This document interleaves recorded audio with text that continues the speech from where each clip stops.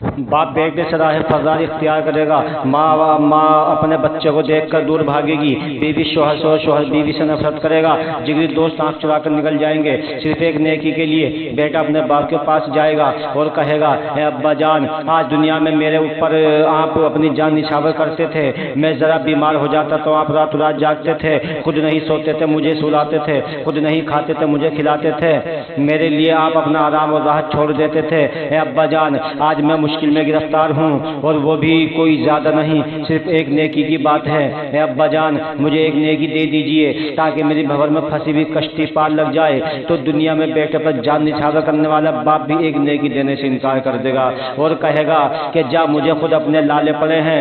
بیوی شوہر کے پاس جائے گی اور کہے گی کہ دنیا میں آپ کی ساری محبت میرے اوپر قربان رہا کرتی تھی، میرے ایک اشارے پر آپ آسمان سے تارے توڑ لایا کرتے تھے، آج کچھ زیادہ نہیں، صرف میں آپ کے پاس ایک نیکی چاہتی ہوں، آپ سے ایک نیکی چاہتی ہوں۔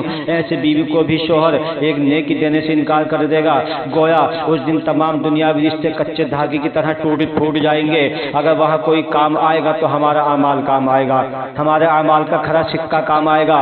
میرے بھائیوں، جب ہمیں اس بات پر یقین ہے کہ اگر ہمارے اعمال اچھے نہیں ہوں گے تو ہمیں وہ سانپ اپنے منہ میں جہنم میں لے کر چلا جائے گا، جس کا نام جرلیس ہے، جو اتنا بڑا ہے کہ ہوگا کہ اس کا سر 7ویں آسمان پر ہوگا اور اس کی دم 7ویں زمین کے نیچے ہوگی۔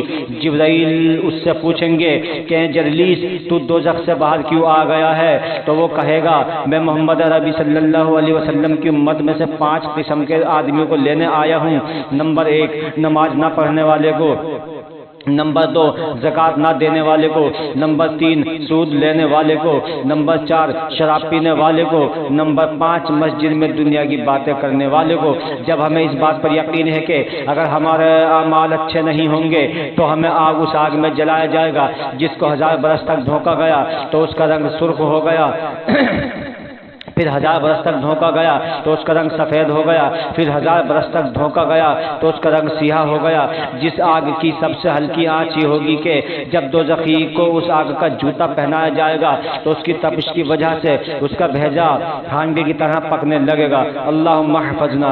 اس لیے اللہ کے بندو، آج اللہ کے سامنے رو لو، گر گڑا لو، توبہ اور اظہار ندامت کر لو، کل تمہارا رونا گل گلانا بیکار جائے گا۔ آج اللہ کی طرف سے ڈر کر گناہوں کو چھوڑ دو، کل تمہارا ڈرنا ضائع جائے گا۔ آج اللہ کی اطاعت کر لو، اس دن کی اطاعت کی شمار میں نہیں ہوگی۔ آج سوچ لو، کل سوچو گے تو صحیح لیکن تمہارا سوچنا بیکار جائے گا۔